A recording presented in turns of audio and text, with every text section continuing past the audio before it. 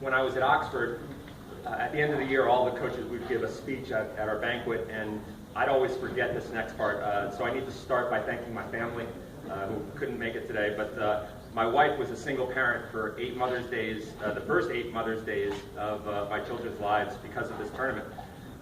So for that, along with everything else that she's done for being a coach's spouse, I just want to thank her and say I love her. Hopefully that's on video.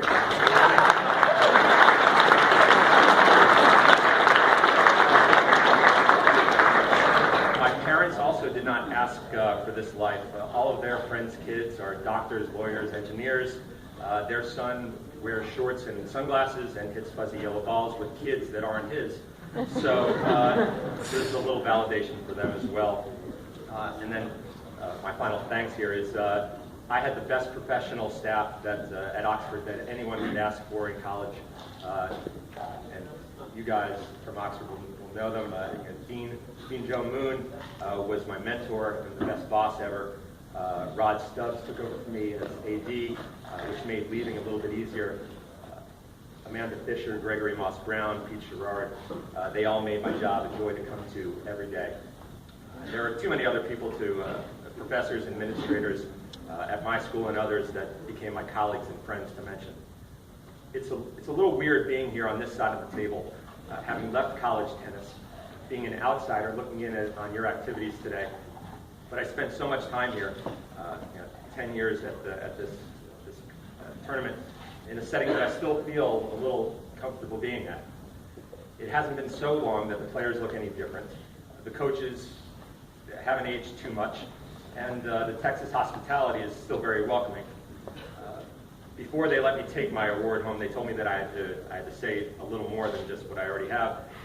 So I'm going to just share a few things with you, things that I've learned over my time as a coach that have brought me here. Everything that we've done, all of our accomplishments, the highs and the lows, they really weren't supposed to happen. Senior year when I was playing, just a year apart from where you guys are right now, I'd been recovering from a torn groin muscle, and I had scratched back to a respectable ranking in Florida, but I only had a few scholarship offers.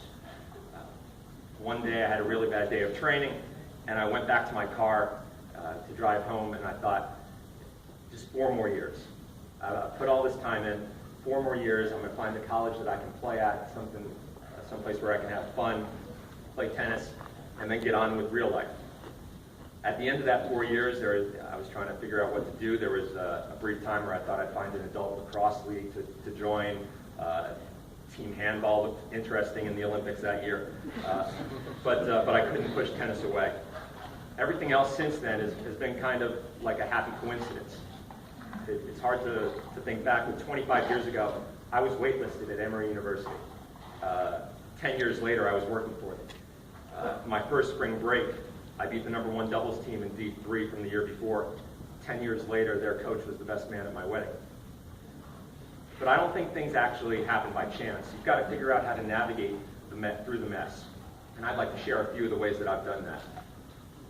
3 things that I've learned in my time coaching are that life is a learning experience, that you have to celebrate yourself, and you have to be thankful for those around you. In the college setting, and Dean Moon always stressed this, that everything is a learning situation, learning experience. And let's face it, those of us that stick with tennis do it because it's fun. We play, we compete, and we move on. Despite all the videos on Facebook and YouTube from coaches who say they have the answer for every stroke, for every situation, there is no one way to do things. So whether it's on the court or off, we can learn something about ourselves, about others, or just about life. A great coach once told me how he learned to be a better coach. He sat at a local park and watched people play. Not pros or college players, just your normal daily hitters. He would go over their games to himself and come up with strategies to make them better. Changing strokes, changing tactics. This is a guy who made it to the second week of Wimbledon. You would have thought he would have seen everything. So don't just watch the successful people. Watch those that are just starting out. Watch those that aren't doing well. Think about things rather than just floating through and being a bystander. You've got to make a big deal over what you do. I've always been pretty low-key about celebrations. Birthdays were never a big deal for me. Neither were things like winning a match, team wins, or even a championship. It's what you were supposed to do. But when I started coaching, I realized how special the things were that we did. As a player, I knew there were external influences that were just too easy for my own players to have not participated in. There were some that actually did participate in some of these, but the majority didn't. And they should be commended, even celebrated. Everyone here has made decisions, good ones, in my opinion, that have brought you to this event. Whether it be with the hard work you've done on the courts, with your coaches here, in the classroom, the years of training before you got here, or even choosing the school that brought you here today. From the top of the draws to the bottom, everyone here should be more than proud to not only talk about your experiences, but shout them from the rooftops when you go home. I had a student who blossomed as a player with me and then on to another Division III school. He played on tour for a little bit, chasing points all around the world in whatever tournaments he could find. After 2 years of playing, we had a heart-to-heart talk. His ranking was around 1,000.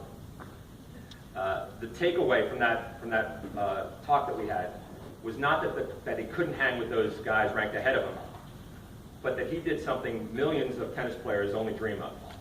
Sure, playing in Africa on Thanksgiving or showering from a hose through a bathroom window in Central America wasn't as glamorous as going to Roland Garros or the All-England Tennis Club. But guys will gather around him in locker rooms and clubs for years to come to hear those stories. I've got my own stories from this tournament and from others, and I'm sure everybody else will too. Okay? And people are going to love to hear them. Finally, you've got to thank those who've helped you along the way. Besides my family, my tennis life is mainly what's molded me into my adult life. And I was fortunate to have some of the best coaches to do that. None of you really probably know their names. Some are on tour, some have written books, they have their own training camps, but I wanted to make sure that they were with me here today. So I'm just going to talk about a few of them. Scott, and I can't remember his last name, was my first coach when I learned to play. I was 10, he was tall, he was cool, he was exciting, all the things that tennis wasn't supposed to be in the eyes of a young kid back then. I just wanted to show him how good I was and how good he was making me. Next up was George Paris. I didn't know this, but I had to try out for his academy. My parents didn't tell me this. But it was one of the first academies in South Florida. I don't know if I was the runt of the group, but I was happy to be there with all the guys who literally were the best players in the world at some level, or one or another. George passed on when I was in college, but his coaching life lives on with some of the highest members of the USTA coaching staff, Division I coaching, all the way down to me. Kim Sands was a tough woman who me and my training partners may have been a little intimidated by, but always knew that she had a soft spot in her heart for us. Steve Rayner was another pro who taught me it was okay to be emotional on the court and maybe even a little bad. I spent summers with Carlos Gaffi in his Tournament Tough program. I lucked into a job with him, and that allowed me to continue learning past my junior days. Every year I picked up something new that I hadn't grasped the year before. Jim Dinkmeyer was a coach and psychologist who worked with me, worked with some of my friends in the juniors, and he helped me through a slump in college that really changed my career. My college coach, Paul Arciero, gave me a scientific slant on tennis, and my best friend, my best man at my wedding, Matt Rose, was the first person in this industry to tell me that I was good at it, and actually the first one that I believed. These people are all here with me today. They taught me how to hit a ball, move across the court, work harder than the next guy. They molded my thoughts during points, my thoughts on changeovers, and my thoughts on life. There wasn't a bad person in this group, and having been around tennis for a while now, and tennis coaching for a while now, I don't know how I got that lucky. So as your thoughts turn back to your task at hand, playing your best and having fun competing this week, try to remember to learn from every situation, celebrate everything you do, and take time to thank the ones that got you to where you are today.